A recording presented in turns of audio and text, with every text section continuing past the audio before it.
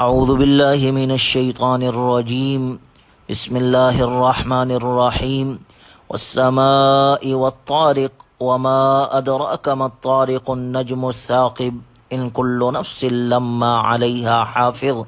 یہ سورہ طارق ہے جو 1 رکوع 17 آیات پر یہ سورت مبارکہ مشتمل ہے۔ اس سورت مبارکہ کی پہلی آیت میں اللہ تبارک و تعالی کا ارشاد مبارک ہے والسماء والطارق، قسم ہے آسمان کی اور رات کو چمکنے والے ستارے کی، پس اسی نسبت سے اس سورت کو سورہ طارق کہا جاتا ہے۔ وما ادراک ما الطارق، اور آپ کو کیا علم ہے کہ طارق کیا ہے؟ اس کا جواب بھی خود اللہ نے اگلی آیت میں ذکر فرمایا، النجم الثاقب، وہ چمکتا ہوا ستارہ ہے جو رات کے اندھیرے میں طلوع ہوتا ہے۔ گویا طارق سے مراد وہ ستارہ ہے جو رات کے وقت طلوع ہوتا ہے اور اس کی روشنی بھی نظر آتی ہے۔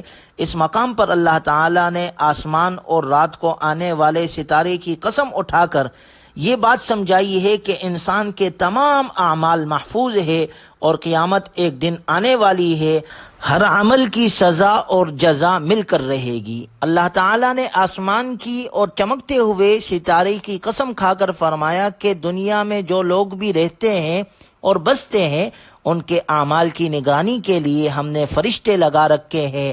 ہر جان کے ساتھ فرشتہ لگا ہوا ہے۔ یہ فرشتے انسان کے اعمال کو لکھتے ہیں اور اعمال نامے کو محفوظ کر لیتے ہیں۔ پھر جب قیامت کا دن ہوگا تو یہ اعمال نامہ انسانوں کے سامنے آ جائے گا۔ کوئی انسان ایسا نہیں جس پر کوئی نگراں مقرر نہ ہو۔ ستارے کی قسم کا مقصد بظاہر یہ ہے کہ جس طرح ستارے آسمان پر دنیا کی ہر جگہ نظر آتے ہیں اور دنیا کی ہر چیز ان کے سامنے ہوتی ہے، اسی طرح اللہ تعالیٰ خود بھی ہر انسان کے ہر قول و فعل کی نگرانی فرماتا ہے اور اس کے فرشتے بھی اس کام پر مقرر ہے۔ ان کل نفس لما علیہا حافظ، اللہ تعالیٰ کا ارشاد ہے کہ ہر انسان پر اللہ کی طرف سے نگران فرشتہ مقرر ہے۔ حافظ کے معنی نگراں بھی ہے اور محافظ بھی ہے۔ یہاں دونوں معنی کیے جا سکتے ہیں۔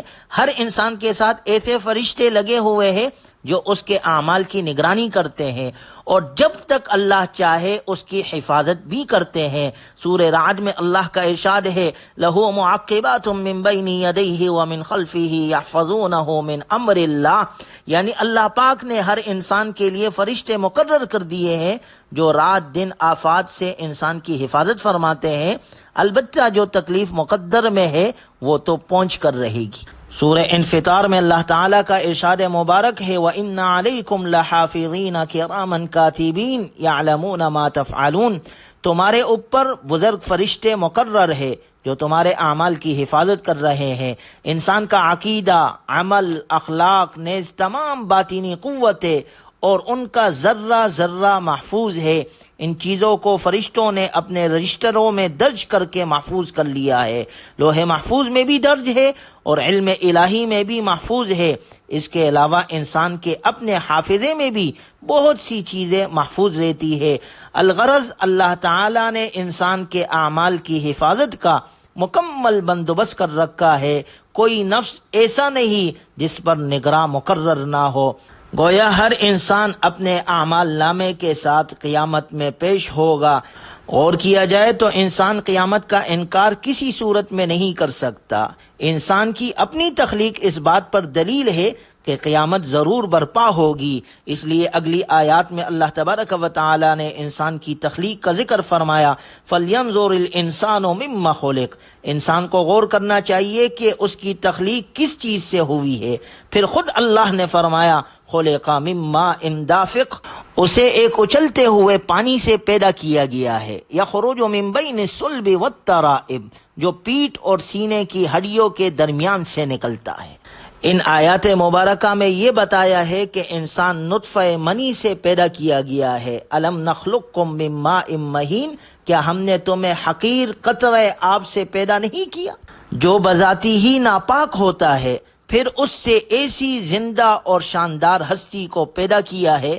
قطرہ آب کی مزید تشریح فرمائی یخرج من بین الصلب والترائب، جو پشت اور سینے کے درمیان سے نکلتا ہے۔ بعض حضرات کہتے ہیں کہ یہاں باپ کی پشت اور ماں کے سینے کی ہڈیاں مراد ہے۔ صحیح بات یہ ہے کہ انسان کے اعصابی نظام پشت اور سینے کے درمیان ہے۔ صلب، اعصاب، حرام مغز، دماغ، سب کا تعلق پشت اور سینے کے درمیانی حصے سے ہے۔ اطباء کہتے ہیں کہ انسانی غذا ہضم ہو کر جب چوتھے درجے میں پہنچتی ہے تو مادہ تخلیق پیدا ہوتا ہے، وہاں سے نکل کر رحم میں جاتا ہے۔ ادھر عورت کے جسم میں بھی اللہ تعالیٰ نے ایسے مواد پیدا کیے ہیں جو مرد کے مادے سے مل کر انسان کی تخلیق کا باعث بنتے ہیں۔ جس طرح رب ذوالجلال نے ایک حقیر قطرہ منی سے انسان کو پیدا کر دیا، اسی طرح وہ خالق کائنات انہ علی رجعہ لقادر، بے شک وہ اسے دوبارہ پیدا کرنے پر پوری طرح قادر ہے۔ لیکن کتنی عجیب بات ہے کہ انسان اپنی پیدائش کو تو تسلیم کرتا ہے کہ اس کی تخلیق کس طرح ہوئی، مگر دوبارہ پیدا ہونے کا قائل نہیں ہوتا۔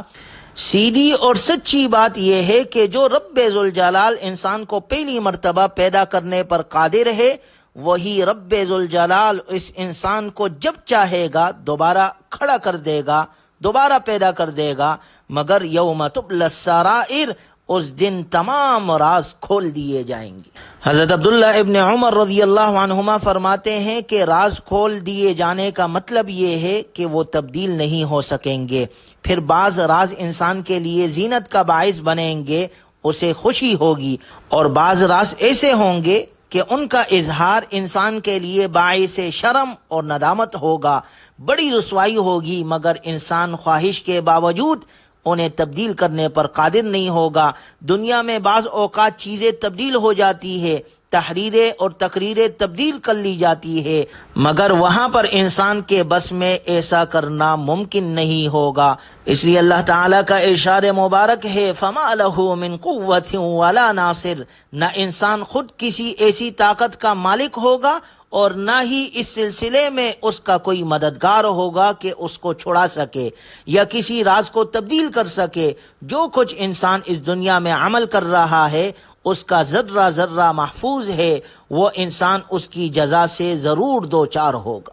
سورت کے اختتام میں اللہ تبارک و تعالی نے قرآن کی صداقت کا ذکر کیا ہے۔ وَالسَّمَاءِ ذَاتِ الرَّجْعِ، قسم ہے بار بار رجوع کرنے والے آسمان کی، جیسے آسمان سے بار بار بارش برستی ہے۔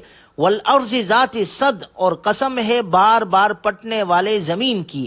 گویا آسمان اور زمین کی شہادت پیش کی جا رہی ہے کہ تمہارے مشاہدے کی بات ہے کہ آسمان سے پانی برستا ہے اور پھر زمین بار بار پٹتی ہے تاکہ اس میں سے اناج، سبزیاں اور پھل وغیرہ پیدا ہو۔ تو جس طرح اللہ تعالیٰ نے زمین کی آبادی کا یہ سامان پیدا کر رکھا ہے، اسی طرح وہ وحی الہی بھی اوپر سے نازل فرماتا ہے۔ آسمان سے کتاب الہی زمین پر نازل ہوتی ہے اور انسان اپنی اپنی استعداد کے مطابق اس سے فیضیاب ہوتے ہیں۔ جس طرح بعض اچھی قسم کی زمین بارش سے سیراب ہو کر زیادہ پیداوار دیتی ہے، اسی طرح بعض انسانوں کے قلوب کی استعداد زیادہ ہوتی ہے اور وحی الہی سے زیادہ ہدایت حاصل کر لیتے ہیں، برخلاف اس زمین کے جو بنجر ہوتی ہے، اس پر بارش کا کوئی اثر نہیں ہوتا اور کوئی پیداوار نہیں دیتی، وہ وہاں سوائے گھاس پھوس کے کچھ نہیں اگتا۔ اسی طرح بعض قلوب انسانی استعداد سے خالی ہوتے ہیں اور وہ وحی الہی سے کچھ فائدہ نہیں اٹھا سکتے۔ زمین اور آسمان اور اس کی مذکورہ کیفیات کو گواہ بنا کر فرمایا انہ لقول فصل، یہ قرآن پاک فیصلہ کن بات ہے، وما ہوا بالہزل، اور یہ کوئی ہنسی مذاق نہیں ہے۔